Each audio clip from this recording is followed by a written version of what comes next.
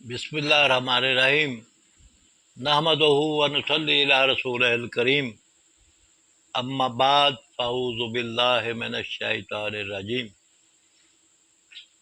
ناظرین ذی وقار، آج یہ شام کے بعد میں ٹی وی پہ تقریر سن رہا تھا۔ عمران خان کی تقریر سے پہلے یہ ایک آدمی جو ہے وہ کچھ اشعار برجستہ اس نے پیش کیا ہے، تھے تو اقبال کے ہی، اور کھینچ تان کے اس نے اقبال کی فلسفہ خودی کا جو معنی اور مفہوم ہے وہ ان سے عکس کیا۔ تو میں نے وہاں ہی سوچا کہ کیوں نہ میں آج اقبال پہ ہی گفتگو کروں اور اس کی فلسفہ خودی پہ ہی کروں۔ تو اسی موضوع پہ میں آؤں گا، لیکن اس سے پہلے میں حسب روایت میں چاہتا ہوں کہ اللہ تعالیٰ کی کبریائی شان اور اس کی ربوبیت کے حوالے سے اپنے کہے ہوئے چند قطعات پیش کر دوں۔ تو چاند سورج ستارے گردوں کے ذکر تو میرا مقصد اقبال کو ہی ہوتا ہے بیان کرنا، لیکن میں بھی تھوڑا سا اس پہ فائدہ لے لیتا ہوں تاکہ میرے بھی کچھ خیالات یا میرے اشعار جو ہیں وہ لو تو سننے والوں تک پہنچ جائیں۔ تو چاند تارے ستارے گردوں کے اپنے اپنے مقام پر سارے تیری رحمت کے بل پہ قائم ہے، تیری رحمت کے بل پہ قائم ہے، کس کے بس میں ہے کوئی دم مارے۔ بحر و بر میں تیری حکومت ہے، تو ہی خالق ہے جن و انسان کا، تیری رحمت پہ ہی بھروسہ ہے، یہ تقاضا ہے میرے ایمان کا۔ تو زمین آسماں کا مالک ہے، کیا کہوں تیری کبریائی کا، مل رہا ہے جو تھا مقدر میں، کچھ نہیں شکوہ نارسائی کا، اور پالنے والے تیری دنیا میں کتنا بوجھل ہے زندگی کرنا۔ پالنے والے تیری دنیا میں کتنا بوجھل ہے زندگی کرنا، بیچ میں ان گنت درندوں کے، بیچ میں ان گنت درندوں کے کتنا مشکل ہے آدمی بننا، بیچ میں ان گنت درندوں کے کتنا مشکل ہے آدمی بننا۔ میرے حوالے روز و شب کے مالک، تو بے شک خالق کے کون و مکاں ہے، عطا مجھ کو بھی جذبے اندروں ہو، عطا مجھ کو بھی جذبے اندروں ہو، یہ فکر و آہ گئی ہی آزار جہاں ہے، اور تیری نصرت کا جویا ہوں میں جہاں میں، تیری نصرت کا جویا ہوں جہاں میں، بہت ہی تلخ وش ہے زندگانی، تیری نصرت کا جویا ہوں جہاں میں، بہت ہی تلخ وش ہے زندگانی۔ اے رب کعبہ و تسنیم و کوثر، کوئی سنتا نہیں غم کی کہانی، اے رب کعبہ و تسنیم و کوثر، کوئی سنتا نہیں غم کی کہانی۔ تو اس کے بعد میں فوری علامہ اقبال پہ آ جاتا ہوں۔ تو وہ صاحب نے دو چار تین چار شعر پڑھے جس سے وہ ٹھیک ہے اقبال کی شاعری سے نکل سکتا ہے خودی کا بھی مفہوم، لیکن وہ براہ راست اتنے متعلق نہیں تھے۔ تو میں نے چاہا کہ میں ناظرین یا جو دوست احباب مجھے سن رہے ہیں، یقیناً آپ بھی علامہ اقبال کے بہت سارے اشعار سنے ہوں گے خودی کے حوالے سے۔ خودی کو کر بلند اتنا کہ ہر تقدیر سے پہلے خدا بندے سے خود پوچھے بتا تیری رضا کیا ہے، یا خودی کسان پہ خودی خزندہ تو ہے موت ایک مقام حیات، کہ عشق موت سے کرتا ہے امتحان حیات، اور چڑھتی ہے جب عشق کی شان پہ تیغ خودی، ایک سپاہی کی ضرب کرتی ہے کار سپاہ۔ تو یہ مختلف پیرائے ہیں اقبال کے خودی کی وضاحت کے لیے۔ اصل میں جو فلسفہ اقبال نے پیش کیا وہ اسرار خودی اور رموز بے خودی میں ہے۔ یہ دو فارسی کی کتابیں ہیں، اوائل میں ہی اقبال کی یہ چھپی، اور پھر ان کا ڈاکٹر نکلسن نے انگریزی ترجمہ کر کے اقبال سے اجازت لے کے اس کا انگریزی ترجمہ، جبکہ یہ طالب علم تھا وہاں آکسفورڈ میں. تو اقبال کو دنیا کے خاص طور پر یورپین جتنے مشرقین تھے، فلاسفہ تھے، ان سے اس کو آشنا کرا دیا اور واقفیت کرا دی. دراصل وہ دور جو اقبال جس میں زندہ تھا وہ بڑا جیتا جاگتا دور تھا. بڑے بڑے مفکرین اس دنیا میں پیدا ہوئے، ڈانٹے، ملٹن، گوئٹے. اس سے پہلے جناب کارل مارکس نے ایک فلسفہ دیا معیشت کے حوالے سے، سوشلزم کا، کمیونزم کا. یہ بھی ملتے جلتے تھوڑے پہلے دور سے ہے. اقبال کے اپنے زمانے میں پھر لینن آئے، جناب گورگی آئے، اینجلز آئے، اسٹالن آئے. یہ تو وہ ہیں جو سوشلزم کے پرچارک تھے. ویسے بھی ہمارے اپنے ملک میں، ہندوستان میں، سب کنٹیننٹ میں بڑے لوگ پیدا ہوئے. علامہ عنایت اللہ مشرقی جیسے لوگ پیدا ہوئے، سید عطا اللہ شاہ بخاری جیسے بہت بڑے مقرر پیدا ہوئے جس کے گھنٹوں لوگ تقریریں سنتے تھے اور ایسے سن ہو کے بیٹھتے تھے کہ جیسے ان کی خون ہی نہیں ان میں. ایسا شعور جو ہے اور ان کی بے خودی جو ہے وہ ایسی اپنی گرفت میں کر لیتے تھے. یہ مقرر ہزاروں کے مجمع میں کوئی اسپیکر نہیں تھا اس زمانے میں. تو بڑا ہی جیتا جاگتا ہے. خود علامہ اقبال اس دور میں، پھر قائد اعظم بہت بڑے اس دور کے، ڈگال جیسے لوگ پیدا ہوئے فرانس میں اس زمانے میں. ٹھیک ہے، تو یہ بڑا جیتا جاگتا دور تھا. اس لیے اقبال کے حوالے سے مختلف طرح کے شکوکات بھی لوگ پھیلاتے ہیں کہ جو اس نے یہ فلسفہ خود ہی پیش کیا ہے جی، یہ ڈٹ کے جو ہے جرمن فلاسفر، اس کا فوق البشر سپر مین جو ہے اس کا چربہ ہے، یہ ہے وہ. لیکن جو پڑھتا ہے اس میں سے غور سے گزرتا ہے اقبال کی شاعری میں سے، وہ ان سارے جھوٹی باتوں کو، ان سارے ابطال کو وہ رد کر دیتا ہے. اقبال نے خوشہ چینی سب سے کی ہے، لیکن یہ قائم اپنی فکر پہ رہا ہے. جیسے یورپ میں جا کے لوگ گم ہو جاتے ہیں وہاں کی تہذیب میں، لیکن اقبال کی یہ خوبی ہے کہ جتنا جتنا یہ یورپ کو قریب سے اس نے دیکھا، اتنا یہ اسلام میں ہو گیا، اسلام میں ڈوب گیا. اور اس نے خود بھی اعتراف کیا ہے کہ اس کا جو مرشد ہے وہ آج سے کچھ 600 سال پہلے کا بہت بڑا مفکر ہے، مولانا جلال الدین رومی، جس کو یہ پیر کہتا ہے اپنا.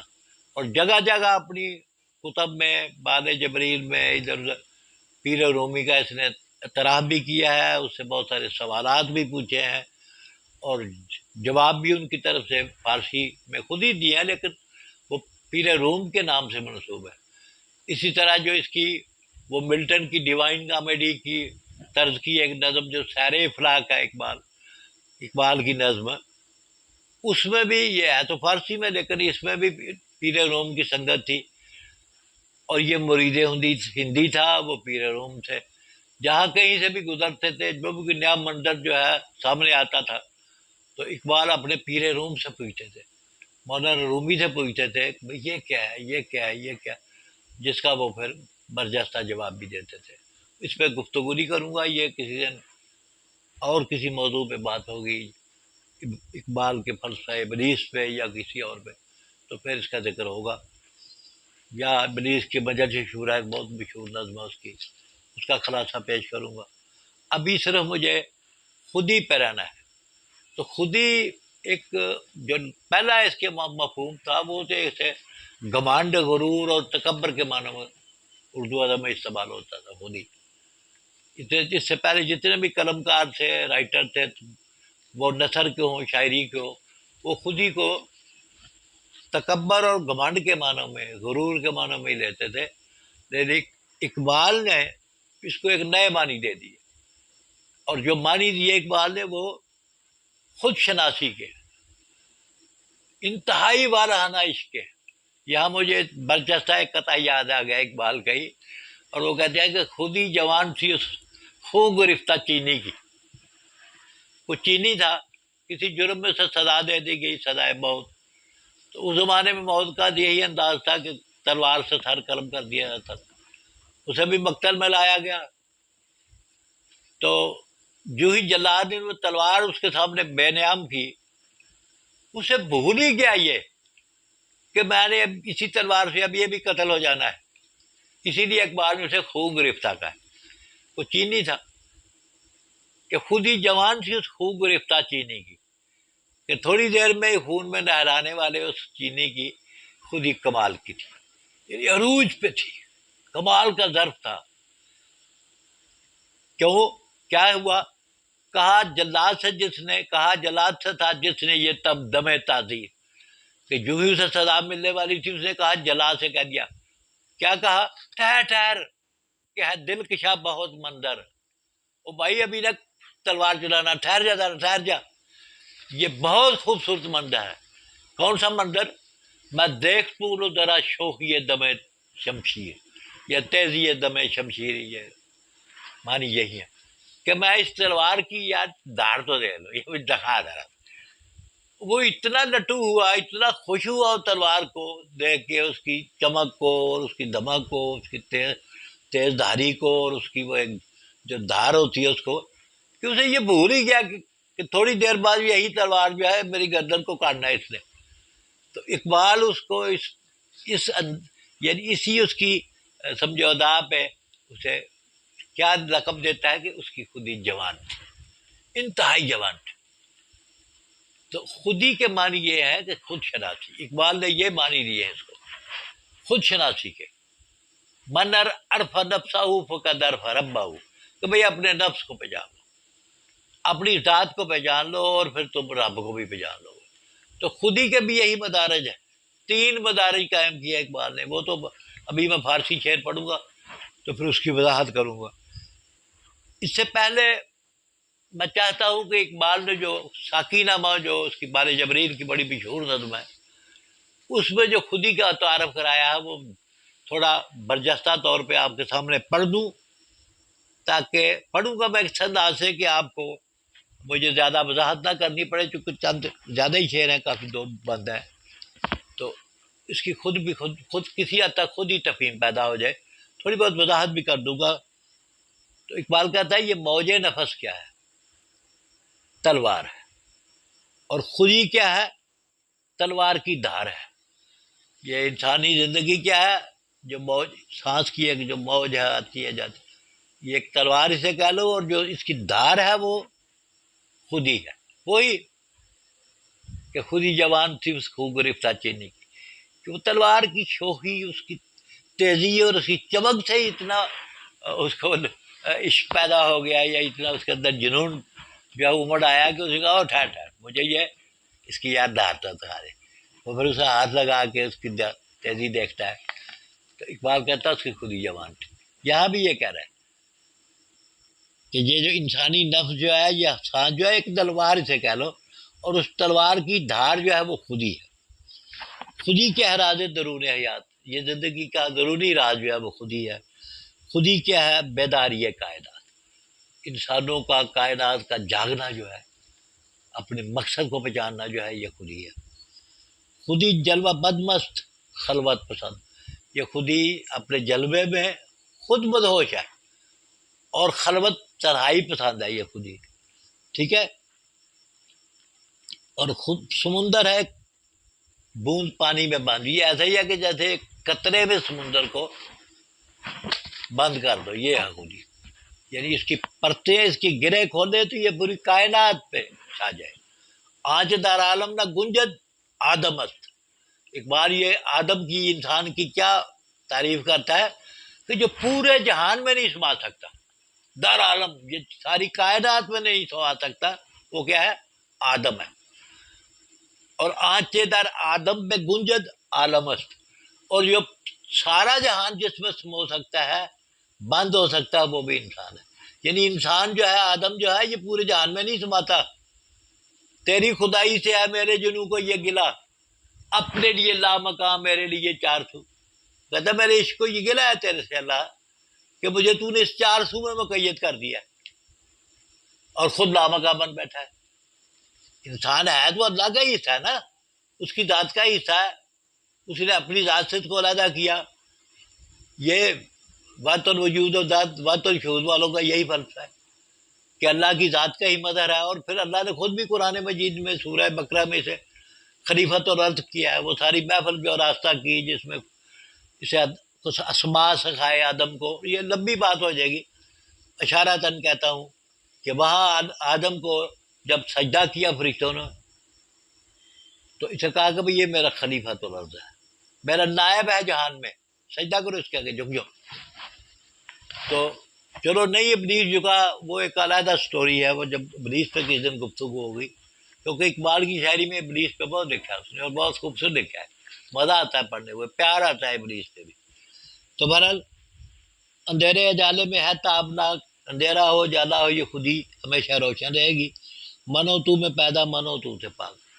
حالانکہ میں اور تم دونوں میں ہے، لیکن ہم دونوں سے یہ بے نیاز ہے، میرے وجود سے بھی، آپ کے وجود سے بھی. ازل اس کے پیچھے، ابد سامنے. ازل کائنات کا یہ وقت کا وہ نقطہ ہے جب یہ کائنات کی تجسیم ہوئی، اور ابد جب یہ لپیٹ دی جائے گی. تو ازل اس کے پیچھے ہے، ابد سامنے ہے.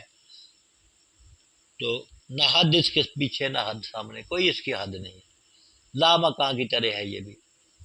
تو تجسس کی راہیں ہیں بدلتی ہوئی، دما دم نگاہیں بدلتی ہوئی. میں کچھ شعر چھوڑوں گا چونکہ لمبے لمبے ہیں. کرن چاند میں ہے شرر سنگ میں، جیسے چاند میں کرن ہوتی ہے، پتھر میں سنگ پتھر میں، جیسے پتھر پہ مارے تو شرر نکلتا ہے، شعلہ نکلتا ہے. تو پہاڑ اس کی ضربوں سے رہ گئے رواں. تو صبح کس کے ہاتھوں میں سنگے گراں، ہلکا پھلکا بڑا بھاری پتھر بھی اس کے ہاتھوں میں ہلکا پھلکا ہے، اور پہاڑ اس کی ضربوں سے رہ گئے رواں. یہ پہاڑ کو بھی اپنی ضرب سے ریت بنا سکتی ہے. تو جیسے کرن چاند میں ہے، پتھر میں شرر ہے، یہ بے رنگ ہے ڈوب کر ہر رنگ میں، اس کا اپنا کوئی رنگ نہیں ہے. یہ محسوسات کی دنیا ہے، نظر آنے والی چیز نہیں ہے یہ. اسی واسطہ کیا کم و بیش ہے، کم یا زیادہ ہونے کا کوئی اس کا تعلق نہیں ہے. نشیب و فراز و پس و پیش سے، اونچائی ہو پستی ہو، کچھ ہو آگے ہو پیچھے ہو، یہ سب سے بے نیاز ہے یہ خودی. ازل سے ہے یہ کشمکش میں اسیر، ہوئی خاک آدم میں صورت پذیر. وہ کہتا ہے کہ یہ ازل سے، شروع سے ہی یہ خودی جو ہے اس کو کوئی شکل نہیں مل رہی تھی، اس کا کوئی وجود نہیں پیدا ہو رہا تھا، اس کی پہچان نہیں پیدا ہو رہی تھی. لیکن اللہ نے اسے انسان کے وجود میں اس کو سمو کر اس کو ایک شکل اور صورت دے دی، صورت پذیر کر دیا انسانی شکل میں، خاک آدم میں. یہی ہے نا کہ تبھی تو اللہ نے اسے خلیفۃ الارض کیا ہے، اپنا نائب کہا ہے. ساری قائد اس انسان کی متی ہے. تو اس خودی کے بس سے، اقبال کہتا ہے اس خودی کے بس سے، کہ خودی جو ہے یہ اس میں ظرف پذیر ہو گئی ہے، انسان میں صورت پذیر ہو گئی ہے. اور ساتھ ہی یہ وضاحت سے کہتا ہے کہ خودی کا نشیمن تیرے دل میں ہے. یہ تیرا دل جو ہے اسی میں خودی ہے، یعنی وہی معرفت کر سکتا ہے اس مقام کی. فلک جس طرح آنکھ کے تل میں، جیسے آنکھ کی پتری جو ہے تو چھوٹی سی ایک چیز، لیکن پورا فلک جو ہے اس کو عطا کر سکتی ہے، آسمان چاروں طرف دیکھ سکتی ہے. اسی طرح یہ تیرے دل میں اس کا نشیمن ہے، اور اسی کی بدولت تو پوری کائنات کا احاطہ بھی کر سکتا ہے. اسی کے جواں ہونے پہ تو جہان میں نہیں سما سکتا، بلکہ جہان تو اس میں سما سکتا ہے. اب جو خودی کا نگہباں ہے اس کے لیے کیا ہے، زہر ناب ہے. کیا وہ نا جس سے جاتی رہے آب و تاب، اس کی آب، یعنی کوئی بھی لقمہ حرامی کھانے سے خودی جو ہے زوال پہ یہ ہو جائے گی، زہر بن جائے گا اس کے لیے. اس کے لیے رزق حلال، جہاں محنت شاکہ کی ضرورت ہے خودی کو جواں رکھنے کے لیے، وہاں نان حلال جو ہے وہ بڑا ضروری ہے اس کے لیے. اقبال کہتا ہے نا کہ وہ جس سے آتی ہے پرواہ، جس آتی ہو پرواز میں کوتاہی. تو انسانی پرواز جو ہے اس میں پستی آ جائے گی، سستی آ جائے گی جب آگ میں لقمہ حرام میں کھا لیتا ہے. تو وہی نہ ہے اس کے لیے ارجمان کہ جس سے دنیا میں گردن والا، اس کا سر اونچا رہے، وہ اس کا رزق ہے، وہ رزق حلال ہے. سجدہ کہ ہے لائق تمام، وہی سجدہ ہے دائے کے تمام کے ہو جس سے ہر سجدہ تجھ پہ رہا. اب یہ اللہ پہ یقین رکھنا، وہ ایک سجدہ تو تجھے گراں گزرتا ہے، 1000 سجدے سے دیتا ہے آدمی کو نجات. کیا کیا بت ہیں دنیا میں جو خوف دلاتے ہیں، جو اپنی طرف انسان کو عبودیت پہ مائل کرتے ہیں، جھکنے پہ مائل کرتے ہیں. لیکن جب انسان ایک خدا پہ یقین رکھ لیتا ہے، لا الہ الا اللہ کہہ دیتا ہے نا کہ کوئی نہیں اس خدا کے سوا، تو پھر وہ 1000 سجدے سے بچ جاتا ہے، 1000 سجدے سے دیتا ہے آدمی کو نجات. تو یہی یہ کہہ رہا ہے کہ جس سے تجھ پہ ہر سجدہ جو ہے یہ حرام ہو جائے گا. ٹھیک ہے، یہ عالم یہ ہنگامہ ہے رنگ و صوت، یہ عالم کیا ہے زیر فرمان موت، یہ موت کے زیر فرمان ہے، موت کی حکومت ہے اس جہان پہ. ٹھیک ہے، جس میں ہم گزر رہے ہیں.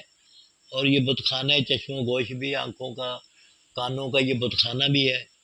بے شمار ہمیں اکسانے والی، بھڑکانے والی، آنکھوں میں زہر ڈالنے والی یا غلط مناظر پیش کرنے والے مناظر سامنے آ جاتے ہیں. جہاں زندگی وہاں ہے فقط خورد و نوش. جہاں صرف زندگی کا مقصد کھانا پینا ہی ہو، تو وہ جہاں کھانا پینا مقصد ہو وہاں خودی نہیں پنپتی، نہ خودی جمع ہوتی ہے. ٹھیک ہے، سر بلند بھی نہیں ہوتی ہے، نہ ظرف کے اندر سماتی ہے، بلکہ علیحدہ ہو جائے گی خود. لیکن بہرحال یہ عالم خورد و نوش جو ہے یہ خودی کی پہلی منزل ہے. یہ انسان کے لیے کھانا پینا ضروری ہے، زندگی کو قائم دائم رکھنا ضروری ہے، ورنہ موت آ جائے گی، اور جب موت آ گئی تو پھر اس کی خودی کی ساری منزلیں ختم ہو جائیں گی. یہ کہتا ہے یہ پہلی منزل ہے، یہ منزل اولی ہے. لیکن مسافر یہ تیرا نشیمہ نہیں، منزل نہیں تیری کہ تو یہی رک جائے بس کھانے پینے پہ اکتفا کرے، اور زندگی کی وجدانی، روحانی اور لامتناہی وسعتوں کا ادراک ہی نہ کرے. اللہ کی ذات، اس کے فرشتوں کی ذات، اپنی زندگی کا مقصد حیات، اپنے نفس کا عرفان، یہ تیرے شعور میں نہ ہو، اس پہ تیری کوئی سوچ ہی نہ ہو، تو پھر کھانے پینا کا نام جو ہے یہ نہیں ہے زندگی. خودی کا یہ تعلق نہیں ہے اس چیز سے. تو بڑے جا یہ کوہ گراں توڑ کر تیری سے نہیں بھائی، جو تیرے اندر اللہ نے ایک آگ پیدا کی ہے، جوہر پیدا کیا، روشنی پیدا کی ہے، تپش پیدا کی ہے، وہ اس جہان سے نہیں ہے. ٹھیک ہے، پھر اس میں تیری جہاں سے ہے تو یہاں سے نہیں، جہاں تجھ سے ہے تو جہاں سے نہیں. یہاں پھر وہی بات ہے، یہ جہان تیری کی وجہ سے ہے. تیری ظہور ہوا تو یہ جہاں پیدا ہوا، یا تیرے ظہور کے لیے اور تیری کشاکش کے لیے، تیری بزم آرائی رزم پیمائی کے لیے، پیکاری کے لیے یہ اللہ نے یہ جہان پیدا کیا. یا یوں سمجھ لو کہ جہان کو پیدا کرنے کا منصب جو ہے، مقصد جو ہے اللہ کا، وہ تجھے پیدا کرنا تھا. اور تجھے اس لیے پیدا کرنا تھا کہ تیرے اندر ایک جوہر ایسا پیدا کرنا تھا کہ جو اللہ کی نیابت تک پہنچے. یہ ذرا وضاحت کروں گا تھوڑی کہ نیاب تیرا یا کیا ہے، یہ خودی جو ہے یہ کن مراحل سے گزر کے بندے پہ جاتی ہے. تو ابھی یہ میں اردو کے چند ساکی نامے کے اشعار پڑھ رہا ہوں کہ بڑے جا یہ کوہ گراں توڑ کر، یہ تیرے سامنے بڑے بڑے پہاڑ ہیں ان کو توڑ دے، یہ بتوں کو توڑ دے، اور طلسم زمان و مکان توڑ کر. یہ زمانے کا طلسم ہے، اس کو اقبال طلسم کہتا ہے. طلسم کیا ہوتا ہے؟ دھوکہ، حقیقت نہ ہو جس میں. تو یہ زمان و مکان کیا ہے؟ یہ دھوکہ ہے انسان کے لیے. ٹھیک ہے نا، خرد ہوئی ہے زمان و مکان کی زناری، نہ ہے زمانہ مکان لا الہ الا اللہ. اصل مقصد جو ہے منزل ما کبریاس، پورے جہان کی جو منزل ہے وہ اللہ کی ذات ہے، اس کی ذات تک پہنچنا ہے. تو اس لیے یہ طلسم جہاں اسے کہا ہے اقبال نے، اور خودی کے لیے یہ منزل نہیں ہے کوئی. تو خودی شیر مولا جہاں اس کا سید، زمین اس کی سید، آسماں اس کا سید ہوتا ہے شکار. وہ کہتا ہے خودی کیا ہے؟ شیر مولا ہے، اللہ کا شیر ہے یہ خودی جو تیرے اندر ہے، یا جس کو تو نے اپنے اندر سمونا ہے، اڈاپٹ کرنا ہے، اپنے آپ کو اس کا پیکر بنانا ہے، اپنے آپ کو اس کا شاہد بنانا ہے. تو یہ زمین کو بھی کھا جائے گی، یہ بھی اس کا شکار ہے، آسمان بھی اس کا شکار ہے. پرے ہے چرخ نیلی فام سے منزل مسلمان کی، ستارے جس کی گردے راہ ہوں یہ کارواں تو. انسان کی منزل یہ ستارے تھوڑے ہیں، یہ تو گردے راہ ہے، اس کی منزل تو ہماری آگے ہے. منزل با کبریاست، اللہ کی ذات ہماری منزل ہے. اس میں گم ہو جانا، اس کو اپنے اندر جذب کر لینا، یہ ہماری منزل ہے، ٹھیک ہے نا؟ بلکہ مولانا روم جو جہاں اقبال کو جو بنتا ہے پیشوا، وہ بھی اسی انداز میں، اس کا بھی یہی فلسفہ ہے کہ انسان جو ہے اس کا نہیں ملتا ہے قطرہ دریا میں فنا ہو جانا، یہ نہیں ہے، قطرے کی یہ منتہا نہیں ہے کہ وہ دریا میں جا کے گم ہو جائے، ختم ہو جائے، نہیں، بلکہ وہ رومی بھی کہتا ہے، اقبال بھی اسی پہ یقین کرتا ہے کہ قطرہ ہے لیکن مثال بحر بے پایاں بھی ہے، تو قطرہ ضرور ہے انسان ہوتے ہوئے، لیکن تیرے ظرف میں اتنا جہان ہے، اتنی وسعت ہے کہ تو چاہے تو قلزم پہ شامی بھی کر سکتا ہے، تو پورے سمندر کو جذب کر کے خود سمندر بن جاتا ہے۔ تو اقبال اسے خودی کی راستہ بتاتا ہے، عشق بتاتا ہے کہ یہ وہ راستہ ہے کہ جس میں آپ کو حیات پیکاری کرنے پڑے گی، لڑنا پڑے گا، جھگڑنا پڑے گا، ہر وقت اپنے آپ کو تیار رکھنا پڑے گا مقابلے کے لیے، ہر وقت، ورنہ قطرہ جو ہے سمندر کو کیسے جذب کرتا ہے، بڑی تگودو سے گزر کے کرنا پڑے گا اسے، تو قطرہ ہے لیکن مثال بحر بے پایاں بھی ہے۔ تو یہی یہ کہہ رہا ہے کہ یہ جہاں جو ہے زمین جو ہے اس کا صید ہے، شکار ہے، ہر ایک منظر تیری یلغار کا منتظر، تیرا انتظار کا ہو رہا ہے کہ تیری یلغار بڑے، تیری شوخی ہے فکر و کردار کا، جو تیرے کردار کے اندر شوخی ہے، فکر میں، اس کا زمانہ انتظار کر رہا ہے۔ بڑے بڑے دور کے افلاق جو ہے وہ اس انتظار میں ہے کہ کب انسان جو ہے وہ مجھے سر کرے گا، کب میں میری یہ تنہائیاں اور میرے یہ دوریاں اور میری یہ بلندیاں انسان کی دسترس میں آ جائیں گی، جہاں کو یوں کہنا کہ جہاں پیکاری اور پورے جہان پہ چھا جانا جو ہے یہ انسان کا منصب ہے، مقصد حیات ہے، ایسے سر ڈال کے جو ہے زندگی گزار لینا یہ نہیں ہے مقصد۔ تو یہ مقصد کس طرح حاصل ہوتا ہے؟ خودی کی، یہ خود ہی انسان کو یہ مقصد تک پہنچاتی ہے، یہ ہے مقصد گردش روزگار کہ تیری خودی تجھ پہ ہوا ہے۔ ہاں، مقصد روزگار جو ہے یہ جہان کی گردش کا، یہ زمانے کے گزرنے کا مقصد یہ ہے کہ انسان پہ اس کی خودی جو ہے آشکار ہو، انسان اپنی خودی سے آشنا ہو جائے، اپنی ذات کو پہچان لے۔ حقیقت ہے یہ جامع حرف تنگ، حقیقت ہے آئینہ گفتار زنگ، تو خود ہی ایک حقیقت ہے، لیکن اس کے بیان کے لیے میرے پاس لفظ نہیں ہے، میرے پاس لفظوں کا ایسا ذخیرہ نہیں ہے کہ میں اس کی پوری ماہیت، اس کی حقیقت آپ کے سامنے بیان کر سکوں کہ آئینہ گفتار جو ہے اس میں زنگ آ جاتا ہے، میری گفتار کا یا کوئی بھی جو اس کے بارے میں گفتگو کرے گا اس کی گفتگو جو ہے وہ زنگ آلود ہو جائے گی، پوری طرح وضاحت یا خودی کی شکل و صورت نہیں پیش کر سکے گی انسان سے۔